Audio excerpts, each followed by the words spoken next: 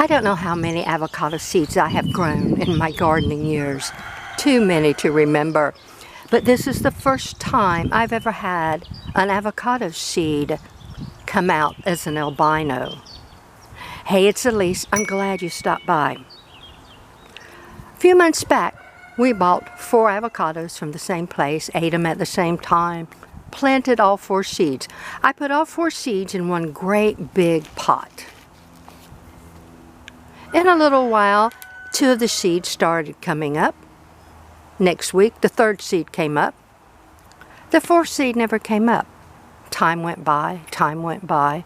I said, okay, it's just a bad seed. That does happen sometimes. Well, the other seeds were about, I don't know, a foot, almost 1.5 feet tall. And a little white leaf popped up. And I only found it because I went out to go ahead and transplant the other seedlings. But then I didn't want to disturb the soil, so I left them a little while. Very, very slow growing. Eventually, it came up looking like this. Now, this is about 7 inches tall above the surface. And it had more leaves on it. It's in decline now. So this is an avocado albino seedling. They are kind of rare. In fact, albino plants are rare in the plant kingdom. There's an orchid that I read about that possesses these characteristics. There's also some trees that do it. But on the whole, it's very rare. And one of the reasons is they don't live. What happens is it doesn't make chlorophyll, and without chlorophyll, the plant won't live. As soon as it uses up all the food that's in the seed and in the stem, it's going to die. Now, the last time I looked at the seed still looked pretty good and healthy. But over the last few days, I've really noticed a decline, and we're getting brown leaves now, and I've really babied this. I kept it in indirect light. I kept it where it's warm, not overwatered. And I did lots of research. Lots of research. I even reached out to several agricultural extension agencies.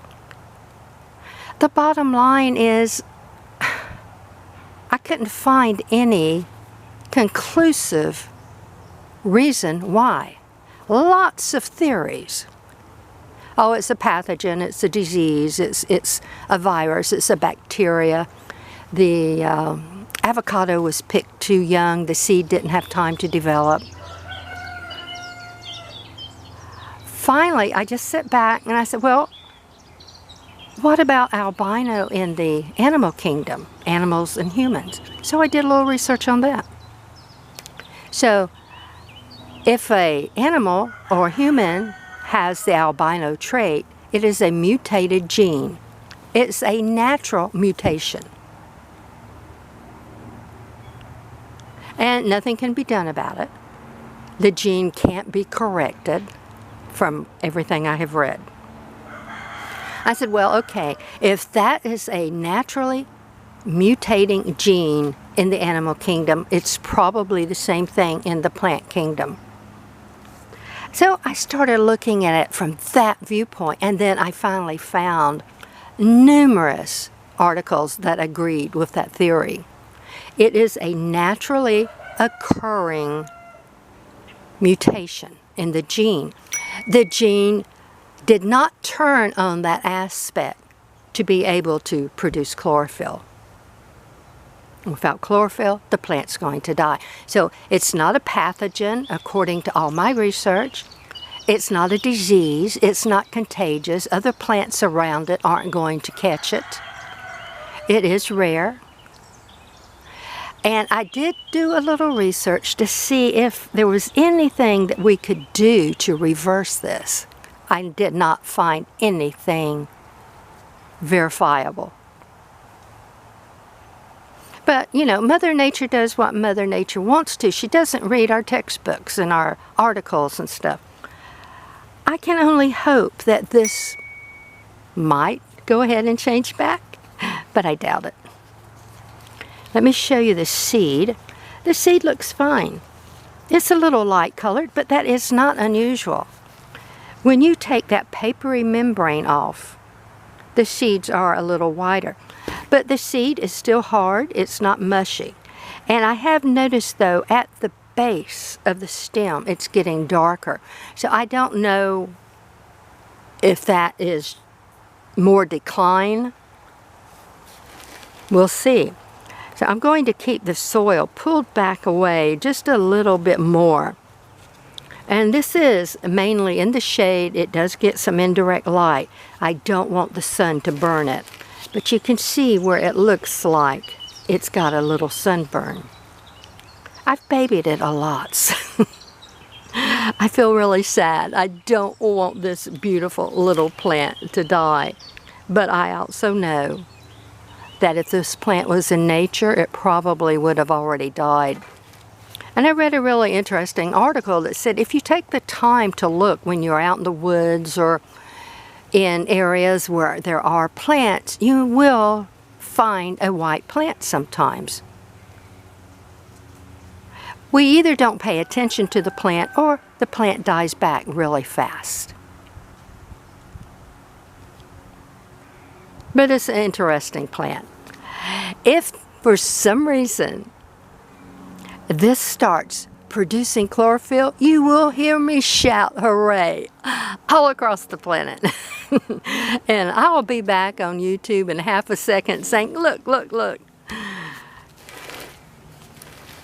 Now, a true albino plant is the white leaves with the pink. There are many, many plants that have white leaves, that have white flowers. But they also have to have the characteristic of the pink coming in. Nice. It is a pretty little plant. And I've done everything I know to do. I've talked to it, and I've made all kinds of promises. If you live, I'll put you in a great big beautiful pot. Anyway, I do not have any great expectations, but I do have hope. Because things happen in nature sometimes. Unexpected. Albino avocado. A naturally mutating gene. Now, I also did research on why the gene mutated, and I could not find any conclusive answer. It might be that the avocado was picked way too green, but all commercial avocados are picked green.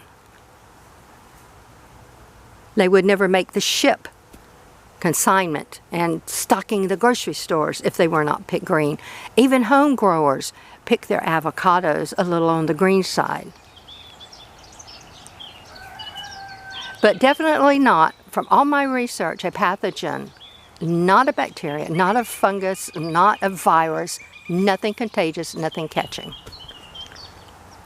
A naturally mutated gene that will not accept chlorophyll. And without chlorophyll, it cannot make sugar, it cannot make energy, it won't live. Keep your fingers crossed, folks.